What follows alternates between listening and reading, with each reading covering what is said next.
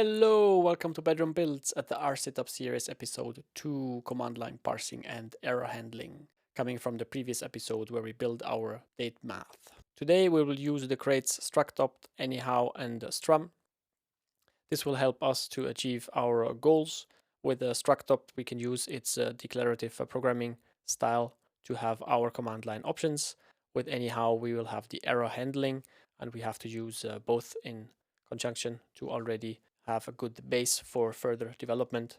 So I cannot separate error handling and command line parsing. And in order to have cool fancy options, we will use the strum enum features. What we will be building will be a tool that has multiple commands, so it will be similar to Git, that for example has git commit and git checkout. These are two separate commands and each of them have separate options. Our application will be able to list things, upload things, or update things. So therefore the idea is similar to a complicated application like Git. Today I will only show how we will add the date computation that we've implemented in the last episode. To not annoy you too much, I will pre-code all the full details of the command line options and push them to GitHub. So we will only concentrate on this one implementation today. Let's quickly hop over to the terminal and see what we will be building. I have a precompiled binary ready that's called rsytup. And when we run it, what we can see is there's a title and version number. And it presents us with the usage that shows us we have a subcommand. And then we have the list of subcommands available. Help is coming as a default. Then we have our list, update, and upload. Now let's check what happens if we ask for help for the list command. Here we will see all the options we can pass to the list command. And we can also run an upload. If we want to run an upload, we have to provide many flags. This command is very elaborate already, but you can see up here in the usage that the file and description are necessary. Let's upload test MOV and a short description. And it does nothing, but we can make our program actually show some output. We can use the pretend flag. This will show title and text. So let's add a pretend. And here we can see the goal of our code that we will be writing today.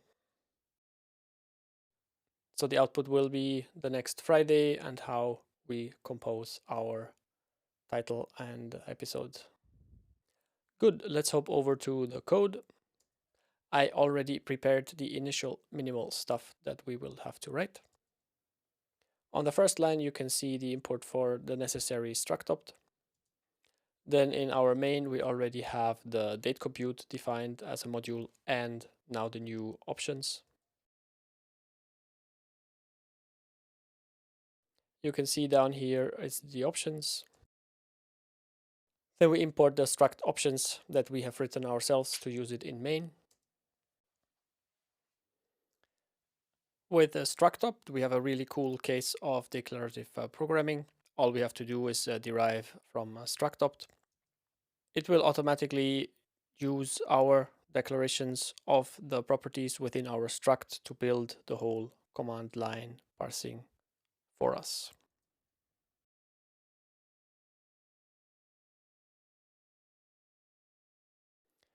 Here we can define the description. So this will be the Rust YouTube uploader and what it does. The version number will be automatically pulled from the cargo toml. That is very practical. So here we have our public, but only for our crate struct called options. And the simplest thing to do is a Boolean flag. So I defined a property called YT top 5, which will show the top 5 YouTube videos. It is of type Boolean, and the structopt attribute tells us that we will only have the long option, so we cannot use a single character. We will have to type out YT top 5. Let's jump into the shell and make this compile. We run cargo add structopt.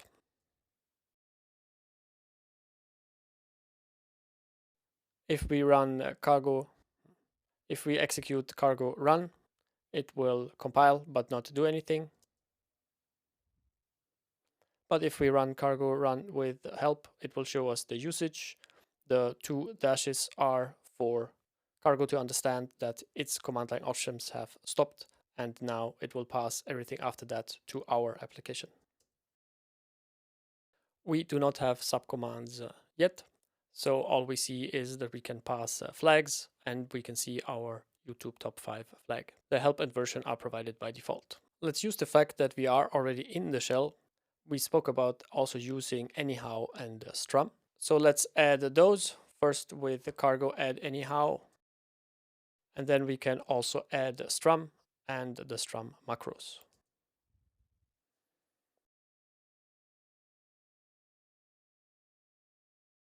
We have hidden our shell, and this allows us to add more code. Let's first make our main an error handling main. So we will return an anyhow result, but since we are not returning anything meaningful, we will use the unit type. Up next, we will build those subcommands that we want to use.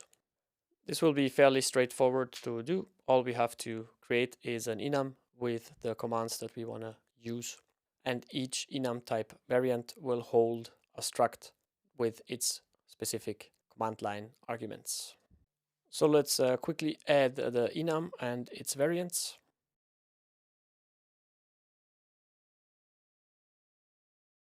So first we derive from a debug, which is a good default to do, because then you can print out debug information, and we also derive from a structopt.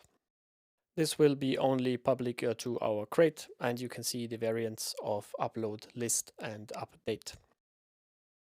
The names of those variants will be then the names of the commands that structopt generates for you. In order to make this finally work, we will now also have to create a struct for upload options, list options, and update options. And we have to tell our main options struct that we want to use those subcommands. So how do we do this with a structopt? Well, all we have to do is jump to our YouTube flag. Once we are there, we can add the necessary lines. The attribute will be structopt subcommand now, and you can see that we've used the structopt long already. Our internal attribute name will be cmd, and it will be of type command, the enum that we added just now. This will not yet compile because we are lacking all those structs that are in the variants of the enum. These structs that we have to implement will be of the same type as the main options struct, with one slight difference though, because they do not have this description text or the about with them. Their about text is coming from the docstrings that we have written in the enum. The easiest here is we go and copy the options struct.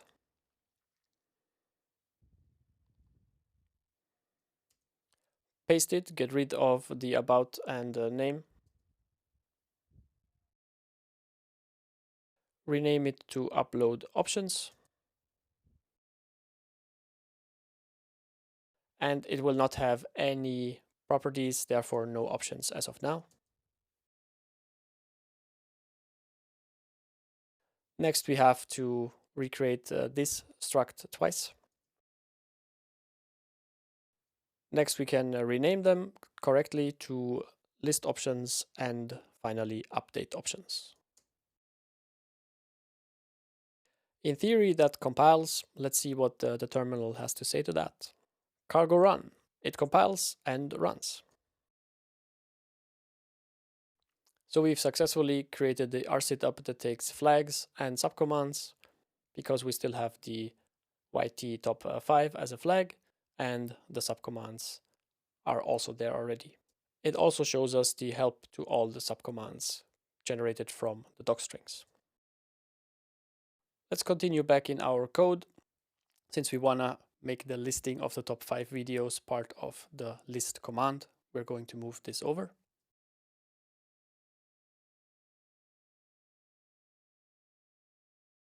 And now we can start with our upload option that will do the date computation. We have created many algorithms to compute the date, like the coming weekday or the coming weeks, or we can only specify a specific date. Now, what's a clever way to implement that as a command line option? So one way we can do this, so we could write simply publish at and of type string. Then we create a second one that will be called publish at value or something like that. This will also put of type string. And here we can have different operations that we want to do. For example, coming weekday,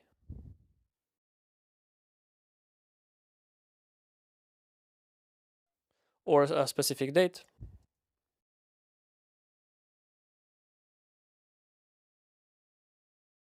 And down here, we will now put the value. So in the case of a weekday, it would be the weekday, but in the case of a date, you would actually write the date.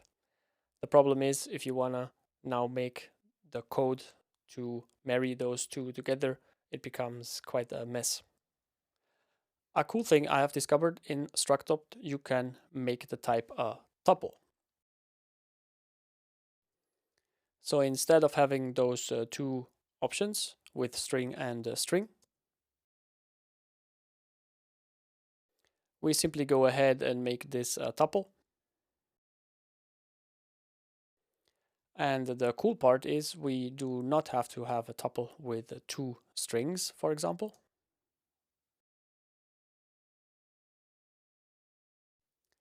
So where the first part of the tuple would be the operation and the second part would be the value, we can actually have an enum as the operation and the string as the value. The advantage of using the enum for the operation is it makes it much easier to do the error handling for unknown operations passed in by the user. And when we've defined the enum together with strum, we can easily provide a list of operations possible for the dates. Let's use a meaningful name for our enum. We will go with publish date.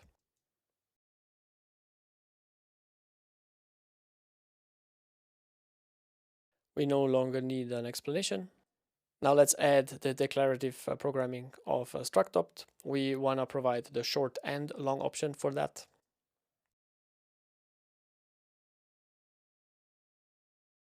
Then we pass a default value, which has to be a string, of course, because initially all the command line arguments are coming in as strings.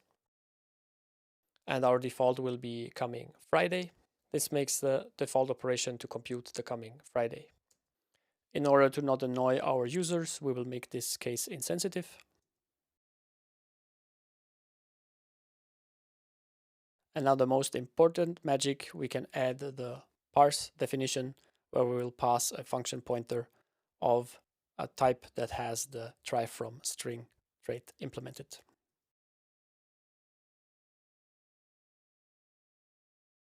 And we limit the number of values to only one.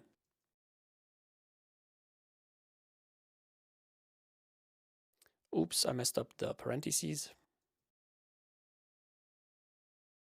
Now we will have to implement this parse key value function. This one contains a lot of syntax sugar, so I will simply copy paste. Let's paste the function at the very top and let's go over it. You can read in the documentation string what this does. So it parses key equal sign value. That matches with the default we have defined for our command line argument, which is coming equal Friday. So for this parse key value function to be universally usable, we will use generic programming. In Rust, that means we have to use trait bounds, and therefore we use the types t and u. We will be passing a string slice and return an anyhow result. The result will be a tuple of t being the key and u being the value. We have to have the from string implemented for t and the from string implemented for u. And also very important, if we want to treat the errors, which will be done by our anyhow result type. So we have to make sure that the associated error type of our types t and u fulfill the requirements. So our requirements are, it has to implement, of course, the standard error trait. It can be static and should be send and sync. Yes, the send and sync does not make sense in the code right now, but in the actual code we will be writing later, where we connect to YouTube, this will be async code, and there it can be important to potentially send those error messages between threads, and therefore they have to be send and sync. So after all this syntax sugar for our trait bounds, let's look at the algorithm, how we actually split up the string. String slice has a method called find, where we can look for a character, so it looks for the equal sign. Now sometimes we want to have the equal sign to be optional, so if an enum variant does not expect a value, we will use a default value of empty string, and we do that by matching against some and none. If we find the position, we will use the string slice up to the position and parse it into the output type. And finally, we use the question mark operator to error out if the parsing fails. And then for the second part, we use the string slice from the position +1, meaning we skip the equal sign up until the end of the string slice. And then we parse this into the output type of u. If we do not find the equal character, then we will return the full string slice parsed into the return data type. While this is not 100% universally usable because we are returning this empty string in the case where we don't find the equal sign, it works perfectly for our use case. Now that we have implemented this parse key value function, we can now handle the operations that we want to perform on the dates. I will open in the second buffer options again, then we can easier follow what's going on. So we have written the parse key value function that was passed to this try from string argument, and now we have to implement the publish date enum. So I will copy paste the enum that I've already coded and put it on top of our parse key value function. So we will have our public enum publish date, and the variants are the coming weekday, the weeks from episode. This can be useful if you regularly release your videos with episode numbers. Then you can compute the correct week of when you want to publish your video. If you are already pre-producing, for example, then you don't have to compute the correct date. All you have to provide is the episode number and it will be done for you. And we also provide passing an ISO date or an ISO date with time. These of course hold a string because we have to know which date the user has passed. So these two are coming from strum. Enum variant names will use all our variants and create an array of the names, and the enum string will implement the from string trait for us.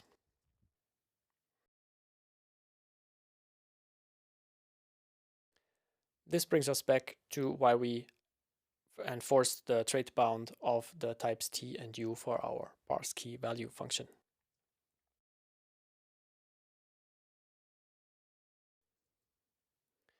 Strum has a very vast feature set, so one of the options is to use a different serializer, so I have chosen here to use the kebab case. This way you can write the variants in all lowercase, so you don't have to write, for example, coming with a capital C. For camel case, like the weeks from episode, this will actually now mean lowercase weeks dash from dash episode. The idea behind that is to make it easier and faster to type on the command line. This will not compile because we haven't imported the macros used yet. Let's quickly add those. The strum variant names is the trait that we need to access the variant names later on. Before we even try to compile it, I will quickly add the standard error trait import.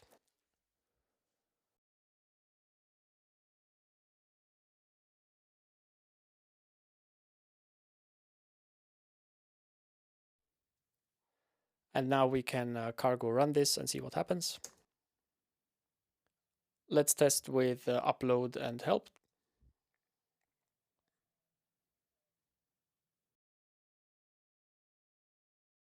We can see now that we have the publish at option with the default coming Friday. Here we conclude how we can add more elaborate command line arguments to our application, but we haven't yet used our date math that we implemented in the last episode.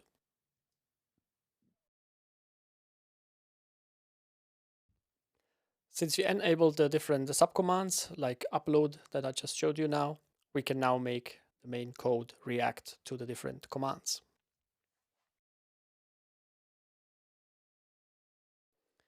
So we are back in the editor and we will open the main. We can see that the compiler warns that we are not using options, but this will stop now because we will match against options CMD.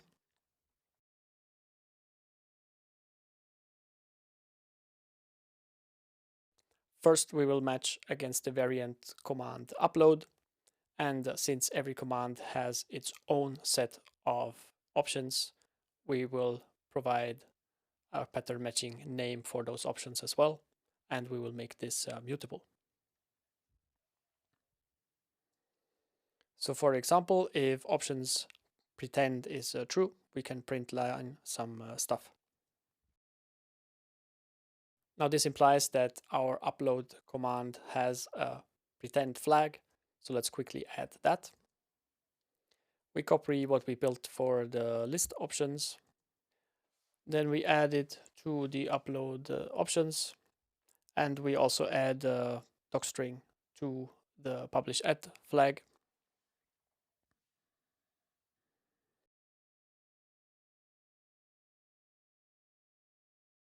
We have not yet matched against all the variants of our enum. So let's do the next one, command list.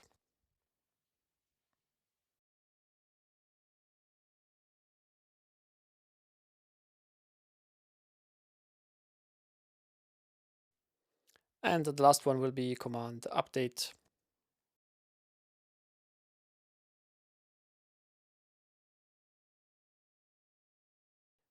In the update case, we will not do anything, but in the list case, we can actually react to our rsytup 5 flag.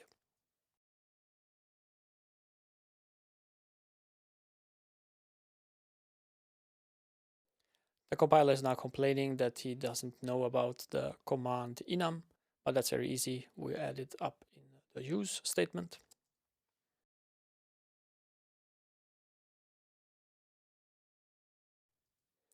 Actually, because we haven't done anything yet, the mute for options is not necessary. Let's remove that. And since we don't use options for update at all, we make it an underscore variable name. Let's see what happens if we reveal our shell and run this. We can use cargo run help and see if that works.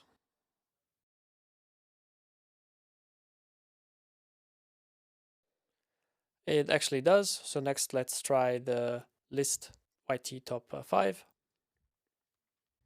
And we can also run upload publish at coming Wednesday.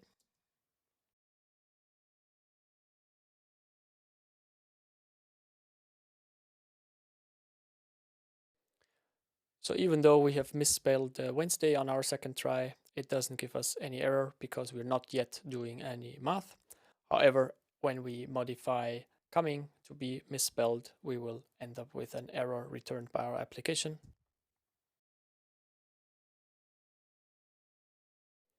And this is where anyhow and structopt work nicely together. We get this nice error output that shows us that the matching variant was not found.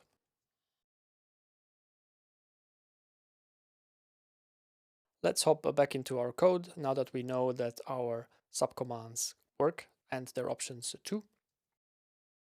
Now we can work on doing actual date computations. The easiest how to show that our computations of our date computations work is to add some print after our pretend flag. Let's paste that quickly. So we will print out the publish at with the debug output formatting. This way we can see the tuple of our enum and the string. Next we will implement the publish date time method that will return the date that was computed, and we no longer need the hello print. Now in our options source file we can import upload options. So inside this implementation we can now create the methods publish at and publish date time. I will quickly copy paste the publish at first. So what this function actually does is, because we already received the parsed enum variant from structopt, but here we can create a copy, because otherwise we will be dealing with a reference to our options and our operations that we are doing might outlive the reference, and therefore it's better to make a copy.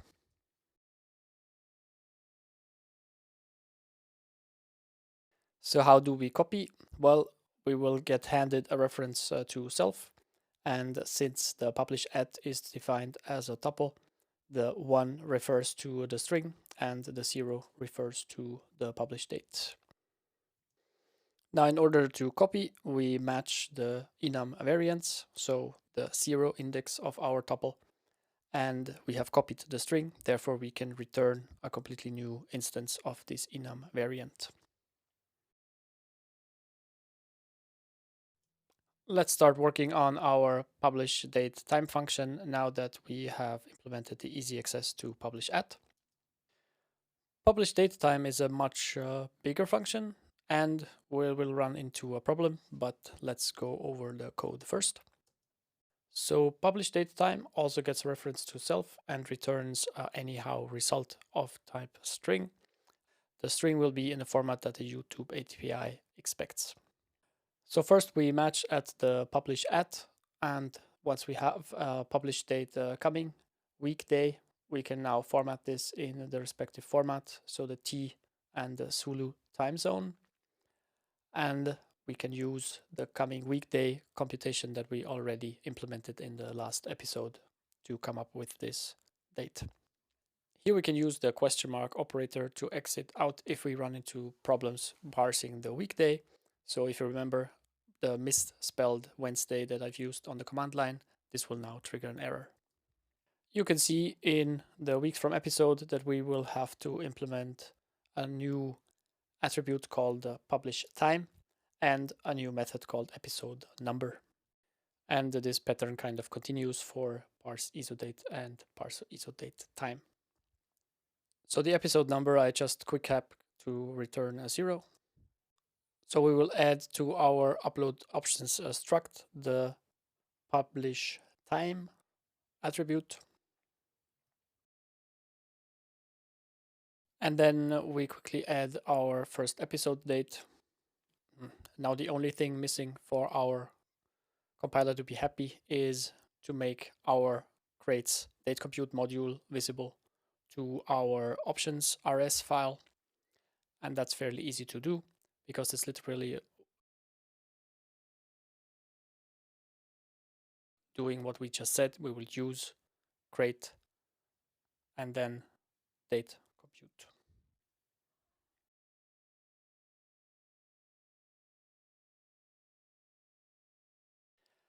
Now the compiler should be happier. Let's retry this again. And finally, we end up with only one problem. So what's happening here? Well, we are using the chrono crate to do our date calculations. And the chrono crate does not implement the standard error trait for the parse weekday error. There are two ways how we can work around that. So one is we convert the parse weekday error into an error that implements the standard error trait. The other option is the one that I chose. I forked the chrono repository, implemented the error trait for the parsing errors where it wasn't the case, created a pull request.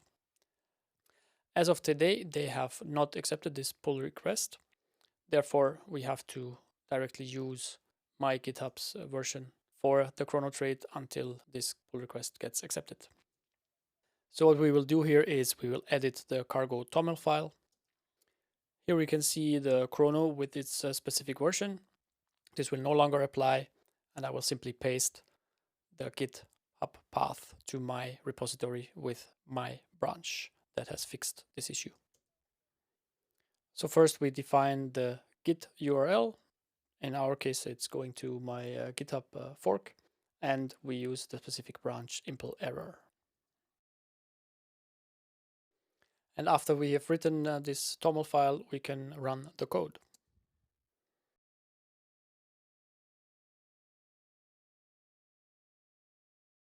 It runs, but in order to print stuff, we have to use the pretend flag. And now we can see the first problem. We are only using coming Wednesday instead of Wednesday. And that's why we end up with this parse weekday error. If we now fix this to actually use Wednesday, you can see that the output works. And here you can see that the computed date time works out because today is the 10th of September and the Wednesday that is upcoming after this one will be the 15th. Plus we can see our publish time is 8 o'clock Zulu time. Looking at our help output for upload, we can see that the default value for publish at is coming Friday, but we don't know which other operations are available. So how do we do that? Well, I suggest we add that to our rsytup list command. We will simply provide an option that shows all the enum variants for the operations. So hopping back into the code, we will now add listing all the variants of our date operations. So how do we go about this? Well, the strum crate creates. So how do we go about this? Well, the strum feature of the enum variants creates an array of static strings of all the variant names for us. So we would also create a public function that simply loops over those variants and prints them to the terminal. In the code, we will put it right below the publish date enum. So because it kind of is part of that enum. And here you can see that this all caps variants array was created for our enum, and we can loop over that and print it out.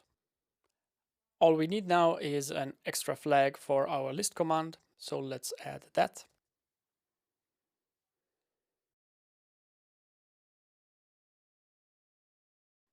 So we've added the boolean flag publish methods with a documentation string. Reacting to this flag is fairly easy. All we have to add is if options publish methods is true, and we use our function that we just implemented.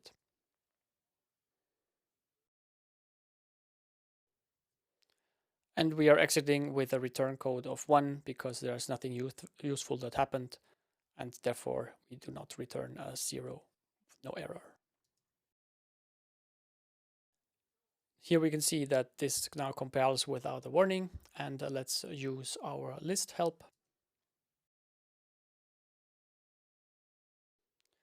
Now we can use our new flag, the publish methods, And this means we have the coming weeks for episode isodate and isodate time available.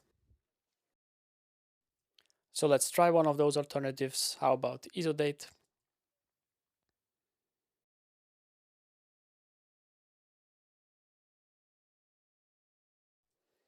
I'm using a random date, whatever, 1970, 05, 07.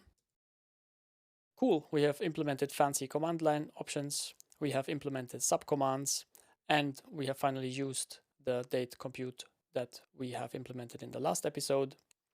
This concludes the whole point of this episode. All these other detail flags and options to the command line parser I have implemented, and they will be pushed to GitHub. This was to not annoy you with an even longer episode where I'm just typing out code.